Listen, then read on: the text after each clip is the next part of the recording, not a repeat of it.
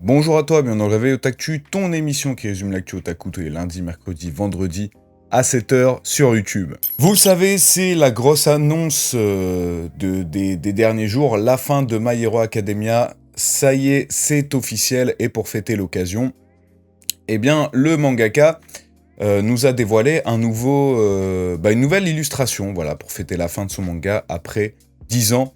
Que je vous montre juste ici. Je rappelle qu'un énorme projet sera dévoilé aujourd'hui à 20h, si je dis pas de bêtises, donc on en parlera forcément mercredi. Et on apprend aussi surtout que Rin Matsui, donc le mangaka de Dear Anemone, manga qui a été annulé dans le Jump après quelques chapitres, qui était assistant avant j'ai plus son nom. Hirokoshi, voilà, est revenu sur My Hero Academia pour l'assister pour la fin de son manga.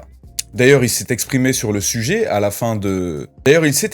sur la fin de My Hero Academia. Je n'oublierai jamais le choc que j'ai ressenti lorsque j'ai lu le premier chapitre de My Hero Academia lorsque j'étais encore au collège. J'ai aimé son travail et c'était un chapitre final fantastique. C'est la fierté de ma vie d'avoir pu l'assister sur ce chapitre final.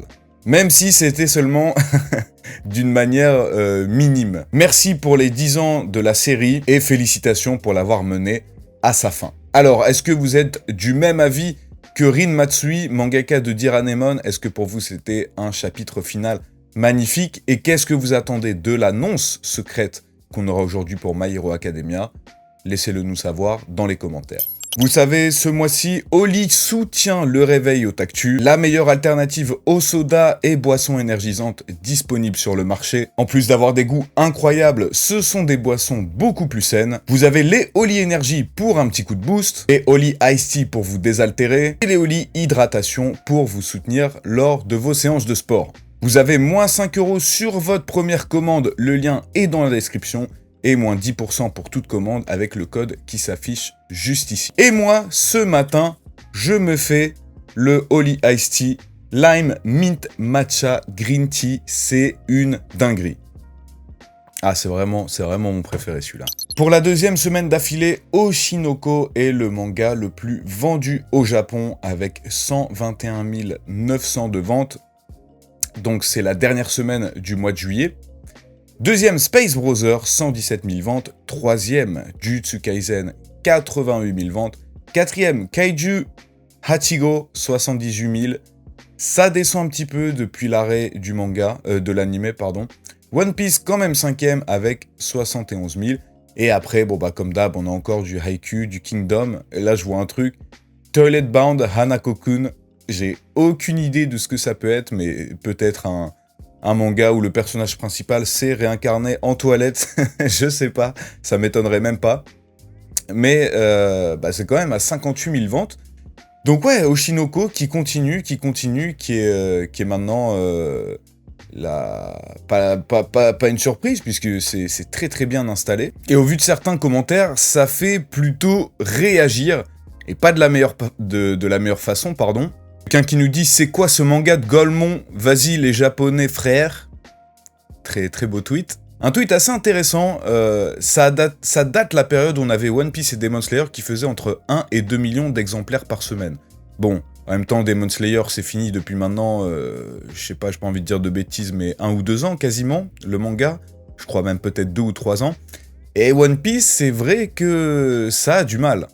Nous dit Dylan, les fans de One Piece en sueur car ça fait une année de plus qu'ils ont perdu leur argument de manga le plus vendu. Et on va terminer avec un tweet du Joker mexicain qui nous dit « PTDR, en même temps les fillettes bandeuses de K-pop et je vais pas finir le mot, au Japon, égale 96%, les gigachats chill égale 4%. Donc bon, logique. C'est pas tout à fait vrai, c'est des sacrés stéréotypes. Crois-moi que des garçons, Chad, BG qui lisent Oshinoko, j'en vois pas mal au Japon. Nouveau visuel pour la saison 3 de l'anime One Punch Man. Voilà, on a pas grand-chose. Nous, ce qu'on aimerait bien, c'est plutôt un teaser, une date de sortie. Mais bon, au moins, on a quand même des visuels. Donc ça veut dire que ça continue à travailler sur l'œuvre, forcément. Oui, les gens ont toujours un petit peu peur de voir la même qualité que la saison 2, qui, faut l'avouer, n'était pas ouf du tout, qui était même carrément très très très très moche, en espérant que là, on se rapproche plus de la saison 1. Est-ce qu'il y a des gens qui regardent Sword Art Online Gun Gale Online? Moi, je me souviens, j'avais regardé un petit peu la saison 1 il y a longtemps, très très très longtemps. Et bah, la saison 2 débutera le 4 octobre 2024. Et les gens ont l'air plutôt contents de cette annonce. Moi, de ce que je me souviens, c'était ok. Voilà, c'était pas ouf, mais c'était ok. Ça se regardait assez tranquillement. Et Eiichiro Oda qui rend hommage à My Hero Academia d'une façon un petit peu spéciale, puisqu'il a redessiné le fan art du mangaka de My Hero Academia qu'il avait fait de One Piece. Alors, c'est un peu le serpent qui se mange la queue, parce que très honnêtement, quand je regarde cette illustration de Smoker, bon, elle est ouf, hein, elle est ouf, mais c'est vrai que je vois pas trop le lien et la référence à My Hero Academia, même si on peut voir le héros à droite de la batte de Smoker. Mais c'est un petit clin d'œil assez sympa, je trouve. Eiichiro Oda nous a habitués à ce genre de petit hommage. Celui de Naruto, je répète, était très très très bien fait. C'était le meilleur hommage qu'il avait fait. Bien mieux que l'hommage qu'avait fait Kishimoto pour la fin de Naruto pour One Piece. Le mec, c'est la fin de son manga, et il met, sur la dernière page, le truc qu'on attend depuis des décennies, Naruto qui devient Hokage, il lui met le bandeau avec le signe des pirates de Luffy. Enfin bref, j'ai pas envie de reparler de ça, ça va m'énerver. Donc voilà, très très belle illustration d'Eiichiro Oda, super clin d'œil, c'est quand même la classe, hein. Imagine, t'as Eiichiro Oda qui refait ton dessin que t'avais fait lorsque t'étais enfant. Bon, moi, j'en ai jamais fait parce que j'ai jamais été doué en dessin, mais c'est quand même stylé. Voilà, c'est fini pour aujourd'hui. Pas énormément d'infos croustillantes ce week-end. Si vous kiffez l'émission, que vous voulez la soutenir, comme d'hab, le petit like, le commentaire. Allez faire un petit tour sur le lien dans la description pour vous faire plaisir avec les boissons au lit. On se retrouve mercredi à 7 h pour un nouvel épisode. Très bon début de semaine à vous. Prenez soin de vous et de vos proches.